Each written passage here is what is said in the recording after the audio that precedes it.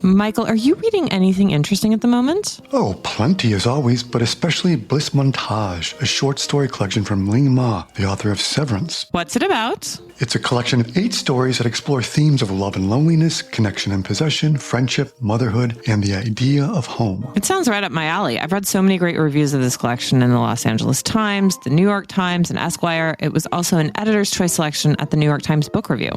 Don't miss it. Bliss Montage by Ling Ma, published by Picador, and out in paperback now.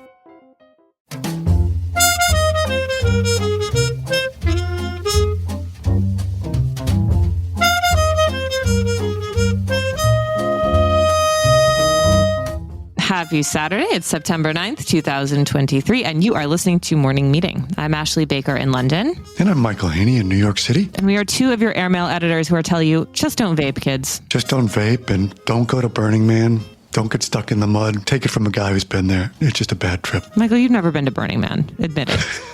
Is it that obvious? Yes, it is. Let's just create a fiction for their listeners. Wearing like a Viking helmet and not much else, stuck in mud. Can't see that and in fact blocking it from my mind. Michael, it's impossible to have fun anymore. Like you can't even go to Burning Man with no consequences. Well, you can have fun. One thing I know you and I are going to have fun doing this weekend is watching the U.S. Open, which is better than ever in a long time. Super excited about that. I'm sure you are, right? Ugh, I miss New York at this particular moment. I love watching it from afar, but it's not quite the same as following it in real time. Well, in real time, we've got a great show, and we'll just jump into it. As you noted, September means school is back, but this year something's very different. And Nikolaya Rips reveals why so many teenage girls no longer sound like squeaky girls from the movie Clueless, but like raspy-throated lawyers from Staten Island. Then, the always enlightening James Walcott joins us to discuss a new book that details the fascinating kaleidoscopic cultural influence of drag in New York City, from the Harlem Ball scene to Stonewall to Wigstock to Kinky Boots on Broadway. And finally, it was a sad week last week with the passing of Jimmy Buffett at age 76, but his good friend, Tom Freston, will be here to share his memories of the incomparable singer-songwriter. Ashley, where would you like to begin this week? Well, Michael, it is back to school, and if parents don't already have enough to worry about, let's give you one more thing. This is the fact that your child's voice might be permanently damaged from, of all things, vaping. I mean, who would have thought cigarettes would look so comparatively innocuous? But no, it turns out vapes are worse than we ever possibly imagined, and it has very real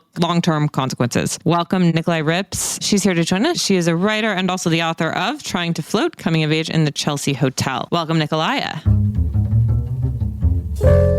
So, Nikolaya, I never thought Kathleen Turner's voice was something that was coveted by Gen Z and even younger, but it turns out it's happening. It's a trend. Is there a name for vape voice yet? Where are we at in the process of this trend creation? I think it's literally called vape voice. I think here and now, vape voice. All right, so how did you come to write this story? Were you suddenly around teenage girls and you're hearing vape voice, or take us inside to the moment? Well, my wonderful airmail editor, Jensen, floated the idea to me, and I was slightly skeptical at first until I live here in Brooklyn. There are a lot of middle schoolers and high schoolers on my block, and I was sort of listening and on my stoop, and all of them were like hitting this vape. And I thought there's really something here that's absolutely a trend. Okay, so how old are these kids that we're talking about? Because you're saying middle schoolers, and I'm scared. Look, so according to the CDC, 18 to 24 is the largest group of e-cigarette users. But there's a lot of data about how it starts even younger. In middle school, one of the girls I talked to for this piece started vaping. She's now in high school, but she started vaping when she was 13. I think for middle schoolers, it's really enticing and really easy to access. And so many of these vapes have these names like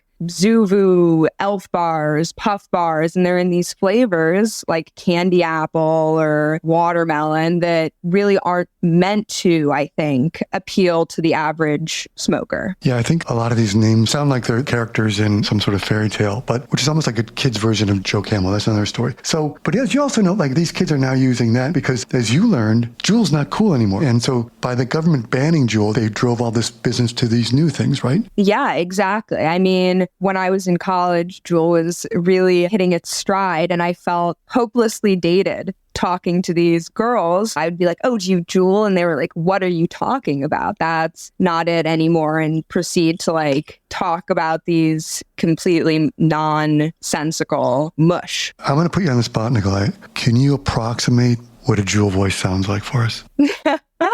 It's very close to... We want you to imitate it. I don't know if my skills are up to snuff, but I mean, it's just like has a sort of crackly... Have either of you ever vaped before? We're way too old for that. Can't you tell? Come on. That's the problem. We're the Marlboro generation, okay? See, I think the thing over the course of writing this, I found out is that it's not, I think, as simple as just vape voice. So many of these kids start smoking cigarettes, quit vaping. So it really is a combination of like average smoker voice and vape voice. Well, so that's the other fascinating piece is they're now trying to quit vaping by stepping over to cigarettes, right? Yes, exactly. It seems that there's this idea that cigarettes are easier to quit, which is totally flips the narrative around, but makes sense. It's like when you're vaping, you can just hit it constantly in class. You're just taking... They're very sneaky ways to do it, whereas with the cigarette, it is more of a communal thing outside. You're not allowed to like light up your cigarette in the middle of your classroom. I didn't know vaping was happening there either, but it turns out, I guess I'm surprised. Okay, well, is there any hope? Can this be reversed? I mean, basic question, but a girl can dream. I don't know. I mean, I think having some awareness of what your teens are doing, but I think there'd have to be some kind of regulatory action about single-use vapes. There's this quote in there that you've got great reporting in this story, but one of the teenagers, you talked to a girl named Samantha, as she's trying to quit vaping, she says, I'd be hyperventilating in class wanting to hit it. You can't exist as a chill vapor. And just sounds like a bigger monkey on your back, as you said, than cigarettes. It's incredible. Absolutely. I mean, how is this allowed to exist? Like, is this really the society that we've created in which people are allowed to market this garbage to children? I'm sorry, I'm getting outraged right now. No, I think it's fair to be outraged. I mean, I literally had not heard of 90% of these vapes that all the teenage girls were talking about, which I think is really a sign. Like, I'm in bodegas. I'm from New York. I should be seeing these. It really gave me some perspective on something I'd clearly been overlooking. All right. Well, thank you for the nightmares. Thanks also for the great story, because it is really important reporting, if alarming. And thank you for coming on the show. Of course. Thank you guys for having me. Have a great day. Don't smoke, kids. Don't vape. Well, that was pretty fascinating. Yes, indeed. Well, we rely on James Wolcott for so much insight and information, but especially when it comes to New York City. He is the authority, and he is here today to talk to us about an incredible new book called Glitter and Concrete, A Cultural History of Drag in New York City by Alyssa Max Goodman, who also goes by the handle Miss Manhattan. Welcome, Jim. Thank you. So where should we start with this book? First of all, who is the author? Who is this Miss Manhattan person you've been speaking of? She's a photographer and a journalist. She also hosts a monthly it's not a soiree, it's a reading for nonfiction writers down in the East Village. It'll be coming up, I think, on its 10th anniversary in 2024. So she always gets a varied group of writers who go down there and read. And she's just one of those people who's just fully energized and connected to everything. And this has been her dream project. And I sort of knew about it she was talking about it years ago, but everyone talks about books they're working on and then you just never know. But here it is. And Jim, where does the history of drag in New York City begin, at least for the purposes of this book? Well, I mean, in terms of drag performers, it can go back all the way to vaudeville and before. But in terms of the scenes, the major scenes are in Harlem with the ball culture and in the Village, again, with the clubs, and then just sort of like kind of rogue nightlife that became organized. It was something underground because this is pre-social media. So it was one of those, you knew about it if you knew about it and if somebody else knew about it. And because it wasn't under any kind of spotlight, it could flourish on its own in the way that punk could in the 70s. So it developed its own history, its own rituals. So there's the Harlem ball culture, and this has been the subject of documentaries and also the TV series Pose. And then there's all the different clubs downtown where drag was part of the action. As you sort of talk about in your essay this week, Jim, I mean, it seems one of the great connections the book makes is it intersects, it goes, as you said, from being that underground creative force to intersecting with social change with the Stonewall riot as well, right? And when it kind of seems to me crosses over into public eye a little more, right? Yeah, the Stonewall riot is very interesting because there's been various movements in the history of writing about it, because it's definitely shown that drag queens, were really at the center of the riot. The Stonewall, I should explain, was a bar, and it was a mob-owned bar, and it was frequently raided, but everyone sort of knew when the raid were going to happen and who you had to pay off and who you had to get out of the place, etc. Well, on this particular night, there was no alert. No one quite knew it was coming, and there was just resistance, and the biggest resistance came from the drag queens who were there. And there was always a friction in terms of drag queens and other gay people, gay men, because a lot of them resented the drag queens taking up so much oxygen and spoiling their night out drinking and whatever else was going on. But there was a flashpoint, and it just built and built. But subsequent histories of Stonewall kind of downplayed the drag component, and now that's been restored. Justice has been restored to the importance of it. Another thing I talk about in the review that's in the book is the importance of the Andy Warhol scene, the factory scene, because for a lot of people, that's where you saw people, drag queens, but it wasn't just individual. You realized there was like a group, and you saw them in and out of drag. And you saw them in all sorts of different moods and all sorts of different kind of irritations with each other, but irritations with Andy. And some of them were just pushed out of the scene and had all that resentment. But their names are now, Candy Darling, Jackie Curtis. These are still famous names. I never would have thought, well, there's actually now a drag queen hotel in Palm Springs. Establishment roots would be taken. Well, Jim, thank you so much, not only for your great story, but for shedding light on the rich and exciting and thrilling and integral to New York City element of this universe. Thank you, Jim. Bye, Jim. Thank you. Okay, bye.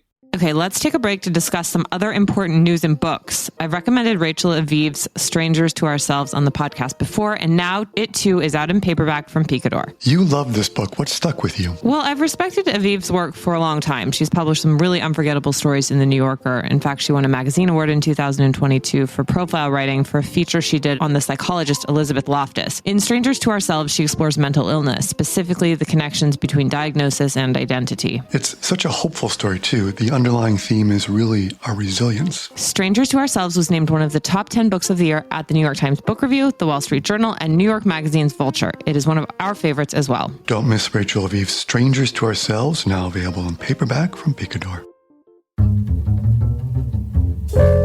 All right. Well, the world lost a great last week with the death of Jimmy Buffett. And we've got Tom Freston here, who was not only a friend of Jimmy's, but also the CEO of MTV, who has had a long and illustrious career on his own, to tell us all about his dear friend Jimmy and what made him so singular. Welcome, Tom Freston. All right. Well, Tom Freston, thank you so much for joining us. And we're so sorry for your loss. Thank you. That's nice to see the both of you. Tom, as you write in your story for Airmail this week, no one had more friends than Jimmy Buffett. So how did you end up in the mix? I met Jimmy Buffett in the 70s in a bar called JP's, which used to be on First Avenue and 77th Street. This is before there was even like a downtown, really. It was sort of a nexus for the music business. And this guy, Jimmy Pullis, owned it. And people would come and play there. James Taylor, Manhattan Transfer, up-and-coming artists would do showcases. But it was basically a bar with a basement. Jimmy has played there a couple of times. I would hang out there, and that's where I met him. He was very easy to meet. What struck you initially about his personality? What drew the two of you together? Well, at the time I was living in India mostly, and I would come back and I would hang out periodically when I came back at JP's, and really just knew his music, his first couple of records, and I was attracted to the sound of it. But his persona was very open and authentic and easygoing. He had that southern drawl, and he seemed adventurous, and it seemed like we might have some common interests. Before long, the two of you were traveling the world together. Do you remember your first trip with Jimmy? What did you learn about each other on that adventure? I'm trying to remember when the first trip was. We had a bunch of them. We went to Haiti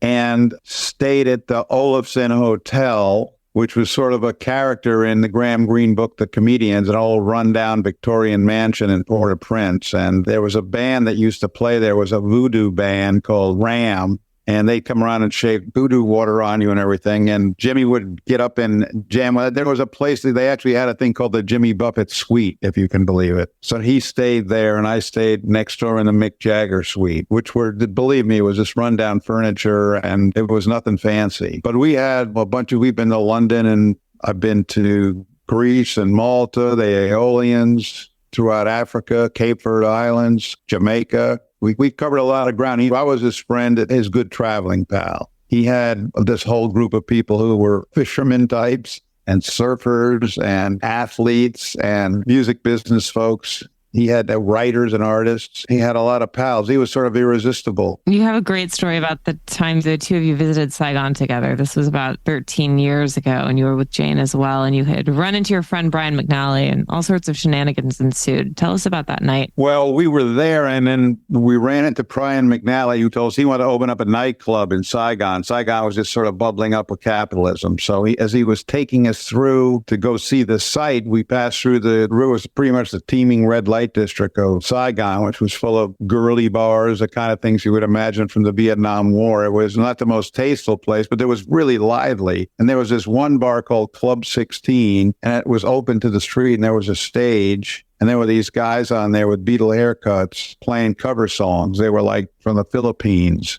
And Jimmy wanted to go in and sit down. Jane, of course, was mortified. We went in and sat down. But the reason Jimmy wanted to go in was he actually wanted to get up on the stage and play with these guys. This seemed just weird enough for him. He's going to go to Saigon. He's going to relive the 60s. He's going to get up and play with a Philippine cover band. So he weasels his way onto the stage and starts playing Van Morrison's Brown Eyed Girl, full blast. And these guys were pretty sleepy, but they caught on, and they played it for 15 minutes. I mean, it was hilarious. I'm watching him playing it, and I guess you could say it was a den of iniquity, but the street filled up with people, and when it was all over, this guy gets up in a tuxedo, something like out of The Deer Hunter, and he gets up and he just says, big American rock star, big American rock star. Let's hear it for him. Mr. Brown, let's hear it for Mr. Brown. I thought that was just a riot. So that was just one instance of watching Jimmy weasel his way onto other people's stages in foreign countries. Tom, one thing that comes through for me in reading your remembrance this week and listening to you now is,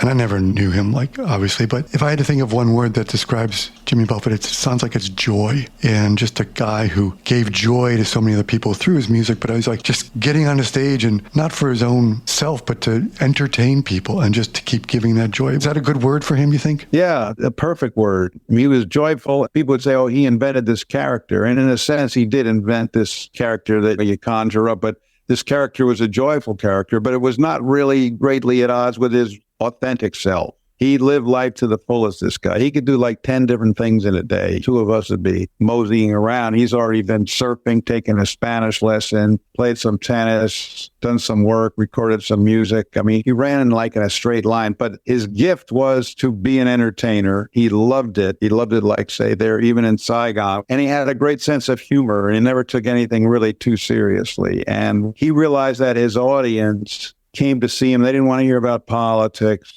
People have busy lives, and they were really looking for a couple of hours to kind of just let it go and be joyful. So he was a master at the craft. There's really nobody like him. Now, keep thinking, well, who can come up and sort of have that kind of persona these days and have that kind of command within the culture? I don't know if it's possible anymore for someone to be a Jimmy Buffett or to be like a lot of the kind of legacy performers we know from the 70s and 60s and 80s. Tom, one of the many things we admired about Jimmy was not only his music and his personality, but also this incredible business he built, right, with Margaritaville and sort of this massive Jimmy Buffett empire. You have experience in this realm as well, quite a bit of it, in fact. What do you make of him as an entrepreneur? It's fantastic. I mean, people always used to say the most valuable song ever recorded was White Christmas by Bing Crosby, because they would play that every year, and that was he had a lot of music royalties. The most valuable song ever recorded, in a sense, was Margaritaville, that when it came out was never really a hit. But he's got everything from flip-flops to retirement communities now. And you can laugh at the idea of a retirement community, Latitude Margaritaville, but there's waiting lists to get into these. But his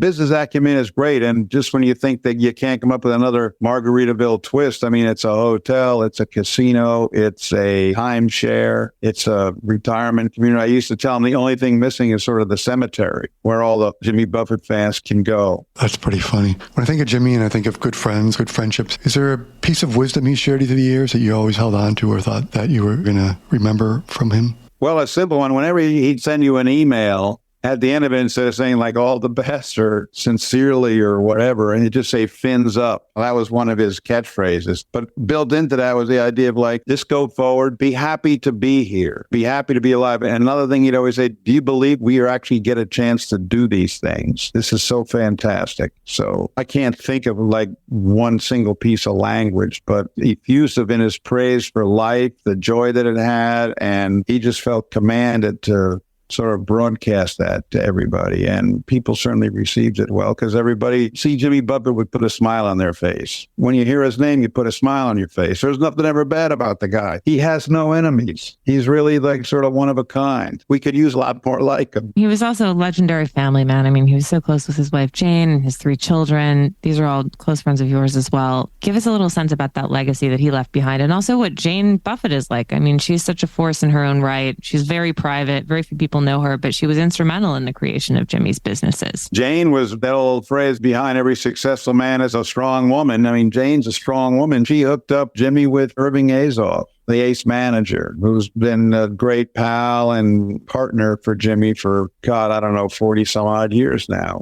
more than that. She hooked him up with this fellow, John Cohan, who came out of Goldman Sachs, who was really hhis partner in Margaritaville Enterprises, who did all these deals for these hotels and restaurants. She's a strong woman. Obviously, this is a big blow for her, but you never know. When there's a death, it takes a while for people to kind of recalibrate, but I'd say that she's handling it well. The family, there's Savannah, who's a daughter who's been involved in a lot of Jimmy's business enterprises over the year, and Delaney, who's now sort of a successful writer and producer starting out in Hollywood, and Cameron, who's worked in the video gaming world, who's like an ace tennis player. Well, please send them our condolences as well, Tom. I think we've probably caught you in the middle of Jimmy Buffett land, if I'm not mistaken. Well, I'm out here in Sag Harbor, and I've been here I've seen this whole thing transpire. And Jimmy's death got a lot of big news, and it was deserved. But there was another thing. No one really knew he was sick. He had been diagnosed with this really rare, lethal form of skin cancer 4.5 years ago called Merkel cell.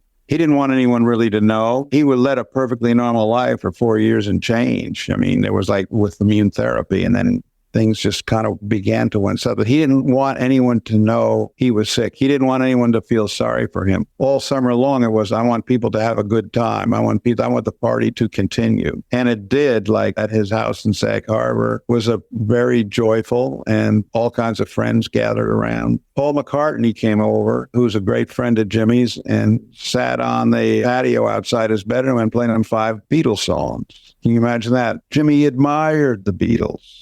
Just loved the Beatles, and we became great friends with Paul late in life. And then there was just a parade of people coming through to send him off. So one of his places he wanted his ashes scattered was in outer space. So he'll be up there, I guess, with Hunter Thompson and Timothy Leary. I don't know who else is up there. Well, he deserves everything. He was really one of a kind, Tom. And thank you so much for shedding new light on who he was and what his legacy means to everyone. Sure thing. Yeah, he'll be missed. That's for sure.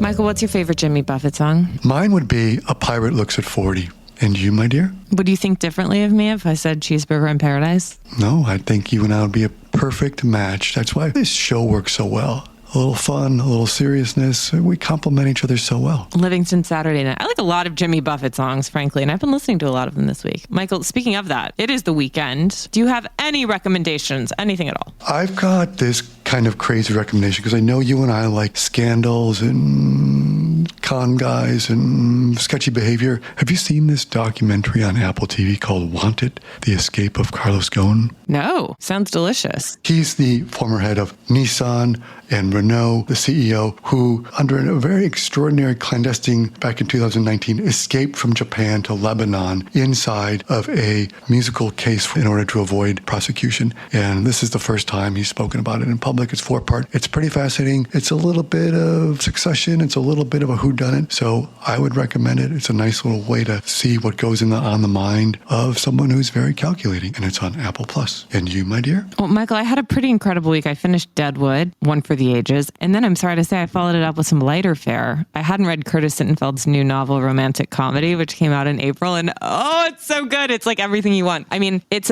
basically about a writer on Saturday Night Live who falls in love with the musical guest/host. And it's a love story for the ages. And they get together during the pandemic and it has a happy ending. thing and I just love everything about it. I'm sorry. Like, this is who I am. And then in a true hat trick, I started another great novel, which is Penance by Eliza Clark. Eliza is a young British novelist. As you know, we've covered a lot of the UK, and I have wildly enjoyed this. It's a follow-up to her 2020 debut, which was called Boy Parts, which I also loved. It was incredibly dark. And this one is about three girls who murder one of their friends and classmates. It's called Penance by Eliza Clark. Addictively good novel from a young British novelist that you should all read. On that note, Michael, we wish you all a wonderful weekend. Will you please read us out? I'd love to. But first, thanks to our sponsor, Picador Books.